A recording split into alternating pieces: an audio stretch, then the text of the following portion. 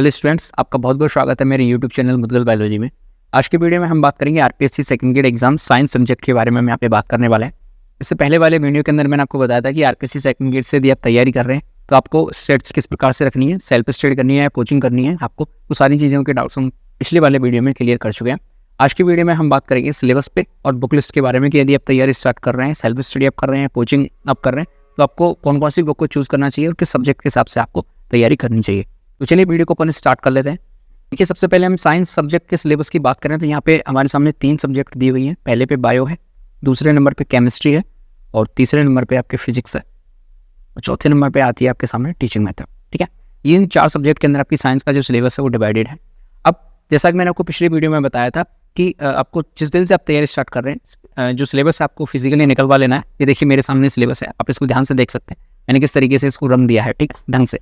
इसी तरीके से आपका सिलेबस आपके सामने होना चाहिए और जिन जिन टॉपिक को आप क्लियर करते हुए चल रहे हैं उनको पेन से टिक लगा दें, जिससे कि आपको पता चल जाए कि आपने कौन सा टॉपिक कर लिया है, कौन सा टॉपिक आपसे रह गया है। ठीक है, और जब आप टिक लगाते चलेंगे तो आपको थोड़ा सा अंदर से कॉन्फिडेंस भी आएगा कि मेरे 3 टॉपिक क्लियर हो चुके हैं। ठीक है, तो आज के वीडियो में हम सिर्फ बात करेंगे बायो के सिलेबस के बारे में कि बायो का सिलेबस के अंदर कौन कौन सी यूनिट्स हैं। फिर अगली वीडियो में हम केमिस्ट्री की बात कर लेंगे, फिजिक्स की भी बात कर लेंगे और टीचिंग मेथड की हम बात कर लेंगे। लेकिन बुक लिस्ट मैं आपको कंप्लीट बताऊंगा कि बायो के लिए कौन सी बुक पढ़नी है, केमिस्ट्री के लिए कौन सी पढ़नी है, फिजिक्स के लिए कौन सी पढ़नी है। ठीक है, तो देखिए ये आरपीएससी की साइट से जो सिलेबस है वो आप डाउनलोड करिएगा। तो ये साइंस का सब्जेक्ट का सिलेबस आपके सामने लिखेगा। पेपर सेकंड है, पहला पेपर जीके का होता है। ठीक है, अब जब आप आरपीएससी की साइट से सिलेबस को डाउनलोड करेंगे तो उन्होंने सिलेबस किस प्रकार से दिया हुआ है कि पहले पेज पे आपको जो बायो का सिलेबस मिलेगा वहाँ पे आपको सीनियर सेकेंडरी दिया हुआ होगा, पीछे की साइड ग्रेजुएशन का पोर्शन उन्होंने दिया हुआ है। लेकिन मैंने यहाँ पे क्या किया, सिलेबस को थोड़ा सा मॉडिफाई किया है।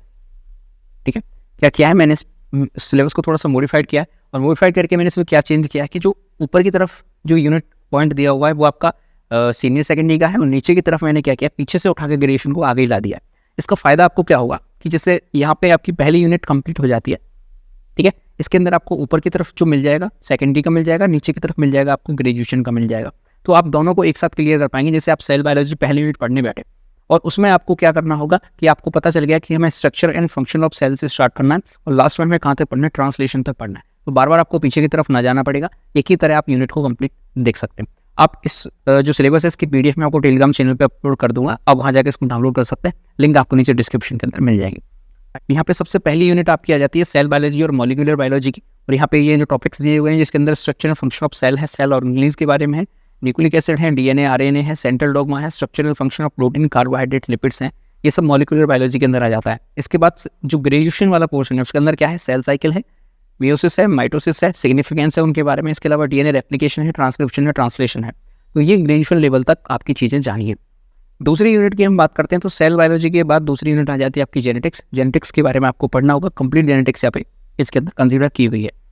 तीसरे नंबर पे जो यूनिट मैंने रखी है वो तीसरे नंबर की यूनिट को मैंने रखा है टैक्सोनॉमी। टैक्सोनॉमी आपकी दी हुई है 11th-12th के अंदर और ग्रेजुएशन में भी वो टैक्सोनॉमी आ जाती है। 11th-12th के अंदर आपको जो एनिमल की टैक्सोनॉमी है उसके बारे में पढ़ना है, जैसे प्रोटोजोआ कॉर्डेटा तक आपको पढ़ना है। इसके बाद जो प्लांट के ग्रुप्स हैं इसके अंदर आपको एल्गी से लेकर एंजियोस्पर्म तक यानी कि कंप्लीट टैक्सोनॉमी आपको पढ़नी होगी। अब हम ग्रेजुएशन में बात करें तो मेथड्स ऑफ टैक्सोनॉमी कलेक्शन, ये अलग से टॉपिक है, आप ग्रेजुएशन की बुक्स के अंदर देखेंगे। Classification and characteristics of animal kingdom up to class level, यानी कि एनिमल किंगडम की टैक्सोनॉमी ही आपको पढ़नी है और यहाँ पे क्लास लेवल तक आपको जाना है। ठीक है, आगे देखते हैं।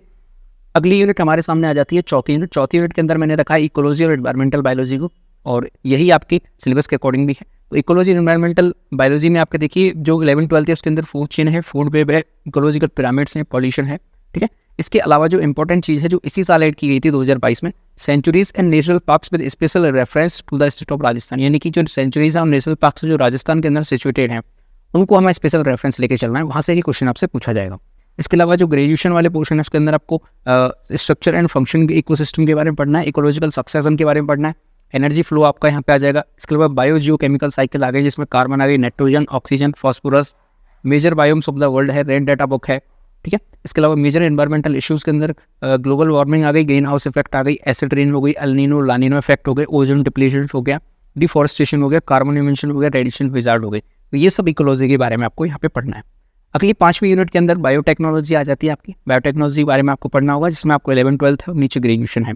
11th-12th के अंदर बेसिक जो बायोटेक्नोलॉजी होती है इसके अंदर आरडीएनए टेक्नोलॉजी आ जाती है, पीसीआर आ जाता है, डीएनए एम्प्लीफिकेशन आ जाती है, ये बेसिक बायोटेक्नोलॉजी होती है। एडवांस बायोटेक्नोलॉजी जो कि अपन ग्रेजुएशन के अंदर पढ़ते हैं उसमें जीन ट्रांसफर टेक्निक्स आ जाएंगी, जीनोमिक लाइब्रेरी आ जाएगी। इसके अलावा जो जेनेटिकली मॉडिफाइड क्रॉप्स होती है जिसमें जीएम क्रॉप्स भी अपन कहते हैं। इसके अलावा हम बात करते हैं ट्रांसजेनिक एनिमल्स और प्लांट्स आ जाएंगे। ये सब क्या है, एडवांस बायोटेक्नोलॉजी और ये ग्रेजुएशन के अंदर पूछी जाती है। ठीक है, अगली यूनिट छठी यूनिट मैंने रखी है यहाँ पे माइक्रोबायोलॉजी। इसके अंदर आपको eukaryotes, prokaryotes, virus, bacteria, microplasm, lichens, इन सब के बारे में आपको डिटेल पढ़ना होगा, इनकी लाइफ साइकिल के बारे में पढ़ना होगा, इनके एग्जाम्पल्स आपको पढ़ने होंगे। ठीक है, इसके बाद अपन प्लांट्स की तरफ बढ़ते हैं। तो इसमें आपको 7वीं यूनिट मैंने रखी है क्रिप्टोगेम्स और सीड प्लांट्स। क्रिप्टोगेम्स के अंदर आपके एल्गी से लेके और टेरिडोफाइटा तक जो प्लांट्स होते हैं उनको अपन क्रिप्टोगेम्स कहते हैं, जिसमें आपको इनके जनरल कैरेक्टरिस्टिक्स पढ़ने होंगे, क्लासिफिकेशन देखना होगा, रिप्रोडक्शन देखना होगा, उनकी लाइफ साइकिल के बारे में पढ़ना होगा। सीड प्लांट के अंदर आपको जिम्नोस्पर्म्स के बारे में पढ़ना होगा और सारी चीज़ें ही आपको पढ़नी है, जिसमें आपको जनरल कैरेक्टरिस्टिक्स हो गए, सीड हैबिट हो गई, क्लासिफिकेशन हो गया, रिप्रोडक्शन हो गया। इसके बाद एंजियोस्पर्म अलग से एक यूनिट है, ठीक है, जिसके अंदर सारे एंजियोस्पर्म के बारे में हमें पढ़ना है, उनका भी क्लासिफिकेशन हमें पढ़ना है, इन्फ्लोरेसेंस पढ़नी है, इकोनॉमिक इंपॉर्टेंस इनकी पढ़नी है, कैरेक्टरिस्टिक्स फीचर पढ़ने, और कुछ यहाँ पे पर्टिकुलर फैमिलीज दी गई है, इन फैमिलीज के बारे में भी हमें डिटेल के अंदर पढ़ना है। इन फैमिलीज में कौन कौन सी है, ये फॉरबिएसी है, सोलेनेसी है, मालबेसी है, कॉन्विलिनेसी है, फैबेसी है, एस्ट्रेसी है और पोएसी है। ये फैमिलीज है, इनके फ्लोरल फॉर्मूला आपसे पूछे जाते हैं। ठीक है, इसके अलावा किस फैमिली के अंदर कौन सा इन्फ्लोरेसेंस पाया जाता है, ये सारी चीज़ें आपसे पूछी जाती हैं। और फ्लोरल डायग्राम भी कई बार पूछ लिया जाता है, अब तक तो पूछा नहीं गया लेकिन हो सकता है पूछ लिया जाए, लेकिन जो फ्लोरल फॉर्मूला है वो जरूर से पूछा जाता है। ठीक है, पिछले पेपर्स के अंदर भी पूछा गया। अब हम बात करते हैं अगली, तो 9वीं यूनिट के अंदर प्लांट की एनाटॉमी को मैंने कंसिडर किया है, जिसमें आपकी प्लांट मोर्फोलॉजी आ जाएगी और एनाटॉमी आ जाएगी, जिसमें आपको टाइप्स ऑफ प्लांट टिश्यू के बारे में पढ़ना होगा, histological organisation of monocot and dicot root के बारे में पढ़ना है, स्टेम के बारे में, लीव्स के बारे में। इसके बाद स्ट्रक्चर ऑफ फ्लावर हो गया, टाइप ऑफ इन्फ्लोरेसेंस हो गया, ये मोर्फोलॉजी के अंदर आ जाएगा आपका। ठीक, प्लांट एनाटॉमी की हम बात करते हैं, इसमें आपका एपिकल मेरिस्टेम आ गया, हिस्टोलॉजिकल ऑर्गेनाइजेशन आ गया स्टेम का, ठीक है, जिसमें मेडुलरी कॉर्टिकल वेस्कुलर बंडल्स हो गए, एबनॉर्मल सेकेंडरी ग्रोथ स्टेम्स के बारे में आपको पढ़ना है। ठीक है, अब इसी में आ जाता है आपका रिप्रोडक्शन इन प्लांट, जिसमें आपका डबल फर्टिलाइजेशन है, types of embryo and endosperms है, पॉली एम्ब्रियोनी है, एपोमिक्सिस है, पार्थेनोकार्पी है। ये पर्टिकुलर टॉपिक्स यहाँ पे दिए हुए हैं और यही आपको टॉपिक कंप्लीटली पढ़ने हैं। इसके बाद ये आप 9वीं यूनिट के अंदर ही पढ़िएगा इसको। लास्ट में आ जाती है आपकी 10वीं यूनिट और इसके अंदर आपके प्लांट की जो फिजियोलॉजी है वो यहाँ से स्टार्ट हो जाती है। इसमें वाटर रिलेशन सबसे पहले आता है, जिसमें वाटर एज अ मॉलिक्यूल आपको पढ़ना है। इसके बाद ऑस्मोसिस हो गई, डीपीडी हो गई, प्लाज्मोलाइसिस हो गया, वाटर पोटेंशियल हो गया, absorption of water, ascent of SAP.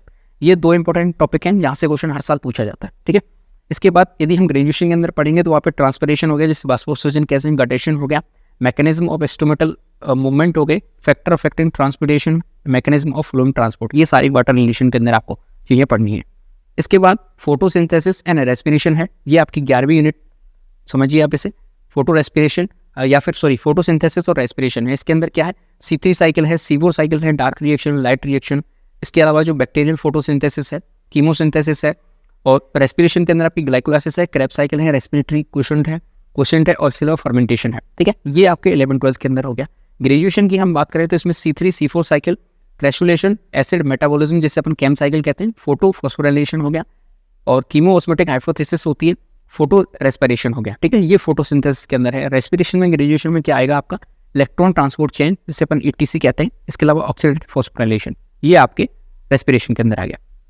फिर 12वीं यूनिट के अंदर अपन क्या पढ़ेंगे, प्लांट ग्रोथ एंड डेवलपमेंट आपको पढ़ना है, जिसमें काइनेटिक्स ऑफ ग्रोथ हो गई, फोटो पीरियोडिज्म हो गया, वर्नलाइजेशन जिसे बसंतीकरण कहते हैं, सीड डोर्मेंसी कहते हैं, सेंसेनेंस हो गया, physiology of flowering and food development. ये छोटे छोटे से टॉपिक्स हैं, आसानी से क्लियर हो जाएगी। मैं भी आपको यहाँ पे बायो पढ़ाऊंगा।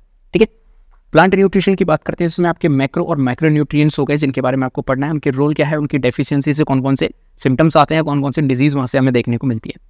इसके अलावा 13वीं यूनिट है, तो 13वीं यूनिट में आपको कंप्लीट एंजाइम के बारे में पढ़ना है, एंजाइम का स्ट्रक्चर क्या होता है, क्लासिफिकेशन, मैकेनिज्म ऑफ एक्शन में, फैक्टर अफेक्टिंग एंजाइम एक्टिविटी। तो यहाँ से यदि इंपॉर्टेंट टॉपिक की मैं बात करूँ तो एक तो क्लासिफिकेशन से कई बार क्वेश्चन मिल जाता है, और एक फैक्टर अफेक्टिंग एंजाइम एक्टिविटी, यहाँ से क्वेश्चन बनता ही बनता है। ठीक है, 14वीं यूनिट की हम बात करें तो यहाँ से आपकी animal development biology and development biology start हो जाती है, जिसमें गैमेटोजेनेसिस है, फर्टिलाइजेशन है, क्लीवेज है, गैस्ट्रुलेशन है, ऑर्गेनोजेनेसिस है, ये आपको पढ़ना है। इसके बाद ग्रेजुएशन में आपकी एक्स्ट्रा एम्ब्रियोनिक मेम्ब्रेन है, प्लेसेंटा है, रीजनरेशन है, स्टेम सेल है, टेरेटोलॉजी है, एनिमल क्लोनिंग है, टेस्ट ट्यूब बेबी है, फेट मैप्स है, पार्थिनोजेनेसिस है, एजिंग है, पीडोजेनेसिस, डियोटेली है। ये बहुत छोटे छोटे से टॉपिक हैं, 1 2 3 पेज के अंदर ये कंप्लीट हो जाते हैं और यहाँ से बहुत बेसिक से क्वेश्चन आपसे पूछे जाते हैं। ठीक है, इसके बाद हम ह्यूमन एनाटॉमी और फिजियोलॉजी को एक ही यूनिट में कंसीडर करेंगे, तो ये आपकी 15वीं यूनिट यहाँ पे हो जाएगी। ठीक है, इसके अंदर आपको जो ह्यूमन के अंदर जितने भी सिस्टम काम करते हैं, रेस्पिरेटरी सिस्टम हो गया, ब्लड सर्कुलेशन सिस्टम हो गया, डाइजेस्टिव सिस्टम हो गया, इन सारे सिस्टम को आपको कंप्लीटली पढ़ना है और ग्रेजुएशन लेवल तक आपको ये चीज़ पढ़नी होंगी। जैसे यहाँ पे टॉपिक मेंशन किए हुए हैं जिसमें आपको मसल कॉन्ट्रैक्शन हो गया, ठीक है, हार्मोनल कंट्रोल ऑफ रिप्रोडक्शन हो गया, gas transport of oxygen carbon dioxide in blood हो गया, कार्डियक साइकिल हो गया, ब्लड क्लॉटिंग हो गया। तो ये भी टॉपिक्स आपको क्लियरली करने होंगे।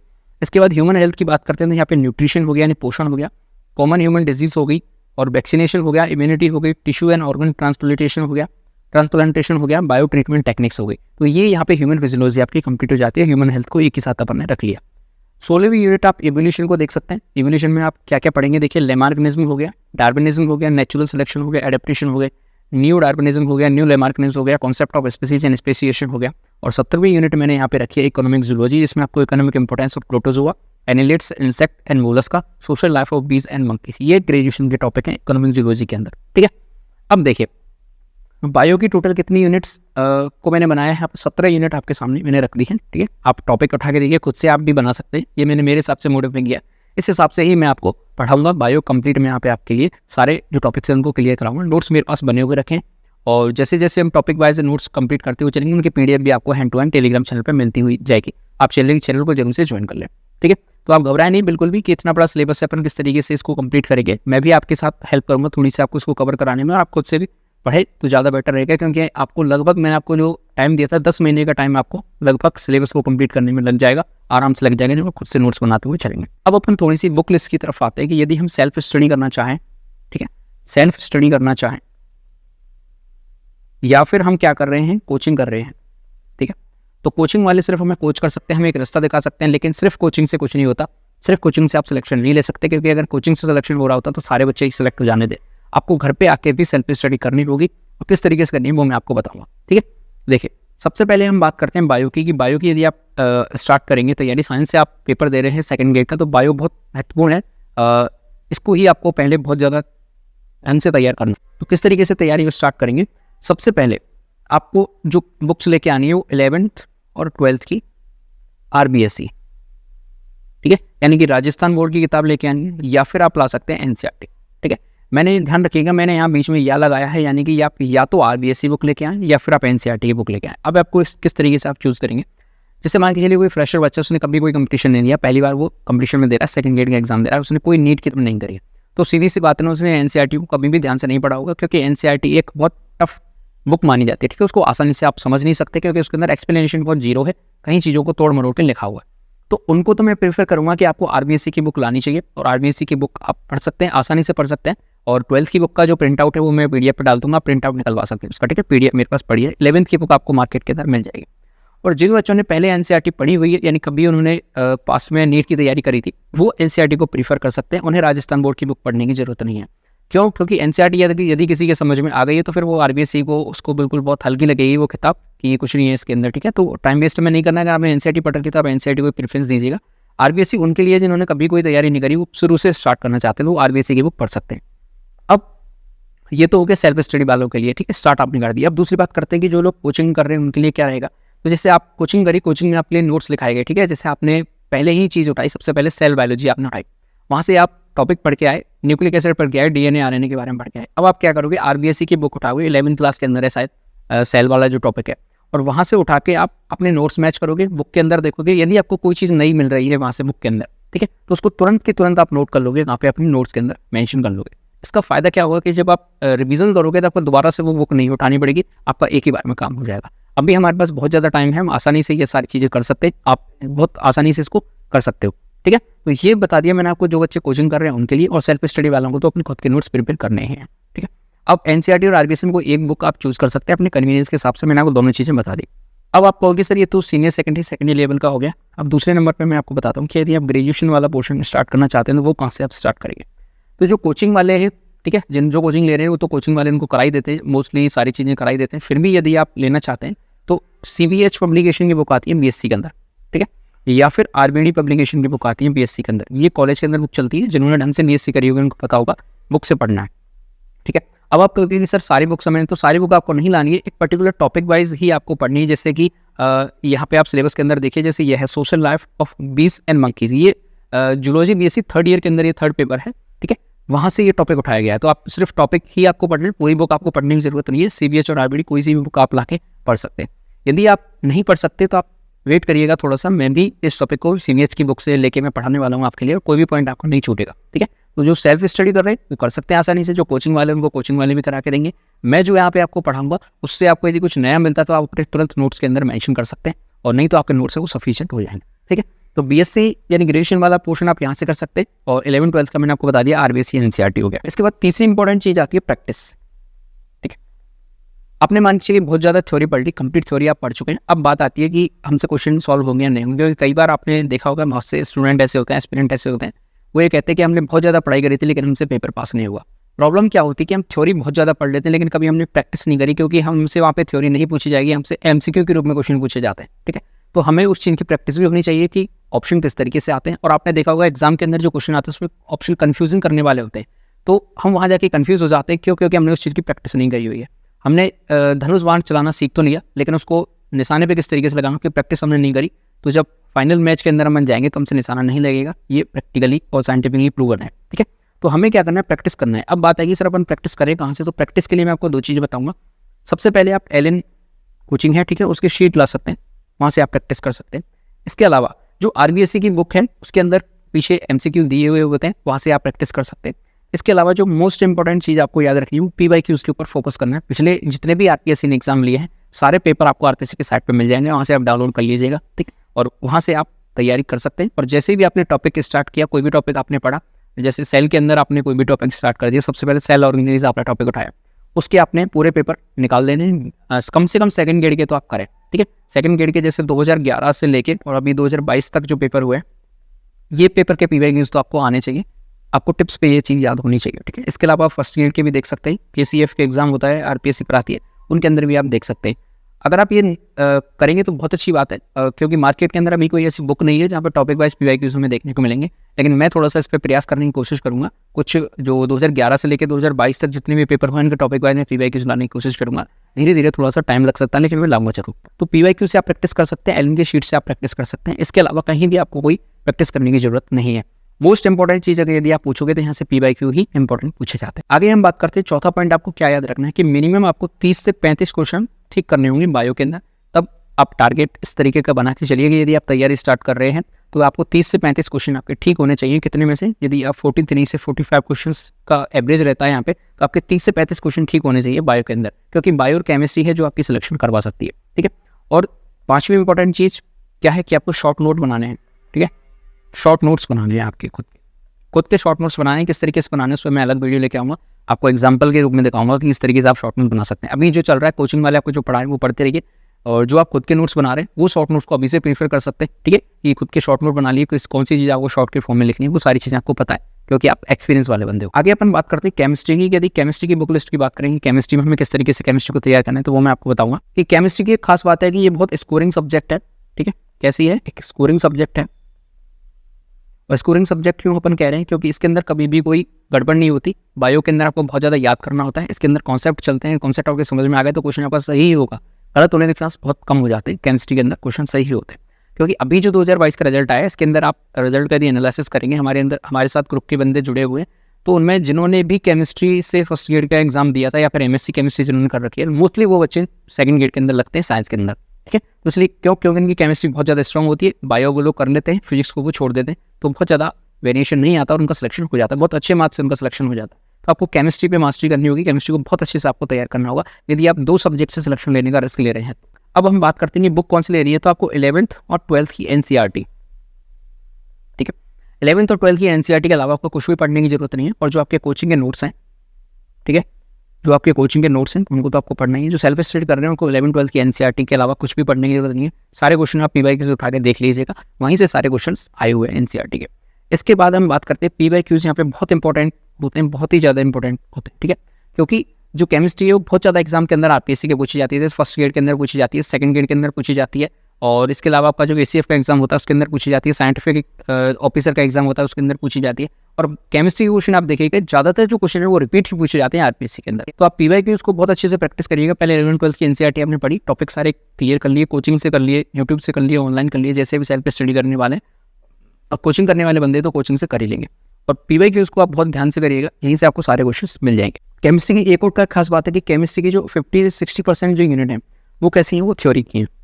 इसके अलावा कुछ यूनिट्स फिजिकल की हैं जिनको आप छोड़ भी सकते हैं। मैं तो सलाह नहीं दूंगा कि आप छोड़ें, आप करें ही उनको, लेकिन मैं एक बात बता रहा हूँ आपको कि 50 से 60% जो यूनिट है वो सारी थ्योरी की है। इसके अलावा कुछ फिजिकल है और कुछ ऑर्गेनिक है। सारी चीज़ें मैं आपको बताता चलूँगा, धीरे धीरे आपको आगे बढ़ेंगे अपन। केमिस्ट्री में भी कुछ आपको इंपॉर्टेंट टॉपिक्स बता दूंगा आगे चल के।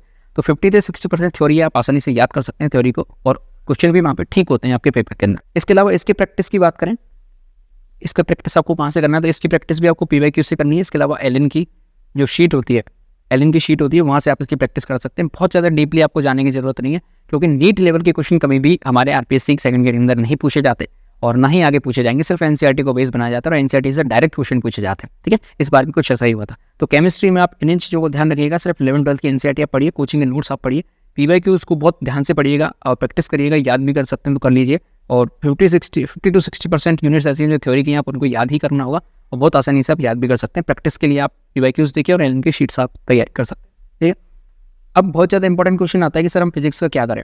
ठीक है, और इसका एक ही जवाब मैं आपको कहूँगा कि फिजिक्स कभी भी आपका सिलेक्शन रुकवा नहीं सकती।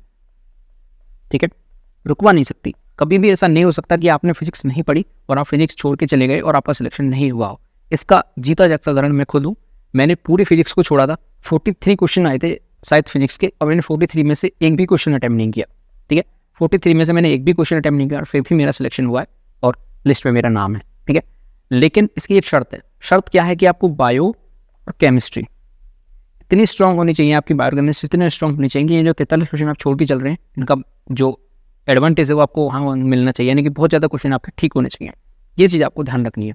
तो फिजिक्स की मैं आपको बताऊं कि किस तरीके से आपको पढ़नी है। तो आप कंप्लीट फिजिक्स का सिलेबस आप कर भी नहीं सकते। जो मैथ बैकग्राउंड वाले बंदे हैं वो कर सकते हैं क्योंकि उनकी बैकग्राउंड पढ़ी हुई है, लेकिन हमारे जो बायो वाले बंदे हैं उनका चीज़ क्या होती है कि हमने कभी ग्रेजुएशन के अंदर फिजिक्स पढ़ी ही नहीं है और हम पढ़ भी नहीं सकते, और जो 11-12 की फिजिक्स वो भी हमें ठीक से नहीं आती। फिर भी आपकी ज़्यादा आपको लगता है कि मैं रिस्क नहीं लेना चाहता, तो आप 8 से 10 यूनिट ऐसी सेलेक्ट कर लें।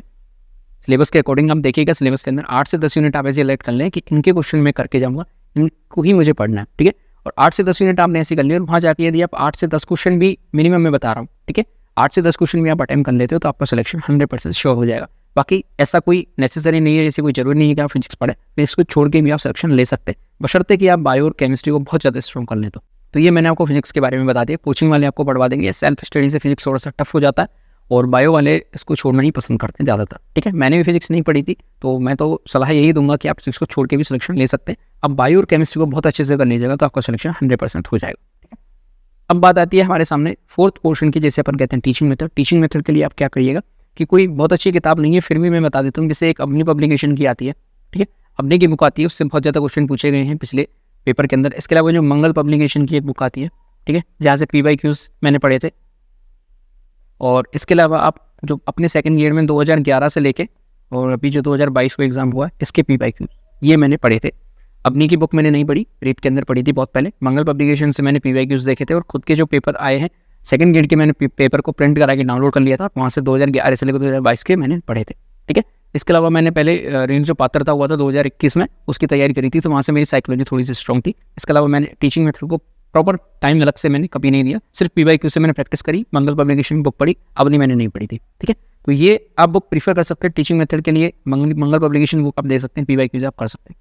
इस तरीके से आप साइंस का जो सिलेबस है उसको कंप्लीट करिएगा। और मैंने आपको बताया था मिनिमम आपको 10 मंथ के अंदर ये जो सिलेबस है इसको कंप्लीट करना ही होगा। और 10 मंथ के अंदर जब आप सिलेबस को कंप्लीट कर लेंगे, 2-3 महीने के अंदर आप इसको रिवीजन कर लीजिए, टेस्ट सीरीज दे लीजिए, तो 1 साल के अंदर आपका लगभग ये जो सिलेबस है वो कंप्लीट हो जाएगा। बायो का सिलेबस बहुत ज़्यादा लेंदी है, केमिस्ट्री का सिलेबस कोई इतना लेंदी है नहीं, हो जाएगा लगभग 70-80% के आसपास सिलेबस कवर कर लीजिएगा। बायो का सिलेबस आपको कंप्लीट करना है, एक एक टॉपिक को ध्यान से पढ़ना है, PYQ उसके करना है, प्रैक्टिस करनी है अच्छे से। मैं भी कोशिश करूँगा आपको सारी चीज़ें कराने की, और आप आसानी से सिलेक्शन ले सकते हैं। सेकंड ग्रेड का जो कंपटीशन है वो बहुत कम कंपटीशन माना जाता है सेकंड ग्रेड एग्जाम के अंदर। ठीक है, और इसी के साथ मैं आपको शुभकामनाएं दूंगा, बेस्ट ऑफ लक, आप तैयारी ध्यान से करें। इसके बाद हम कुछ वीडियो बनाएंगे, जैसे कि शॉर्ट नोट किस तरीके से प्रिपरेशन करने हैं आपको। ठीक है, इसके अलावा टाइम टेबल क्या रहना चाहिए, किस तरीके से, वो सारे धीरे धीरे वीडियोस आपको आते जाएंगे। चैनल को जरूर से सब्सक्राइब कर लें, दोस्तों के साथ शेयर करें। और जो बायो है वो भी मैं पढ़ाऊंगा आपको, PYQs में लेके आऊँगा, बहुत सारी चीज़ें हम इस चैनल पर करने वाले। वीडियो अच्छी लगी है तो लाइक जरूर करें, चैनल को सब्सक्राइब जरूर कर लें। देश से प्यार करें, माता पिता से प्यार करें। जय हिंद।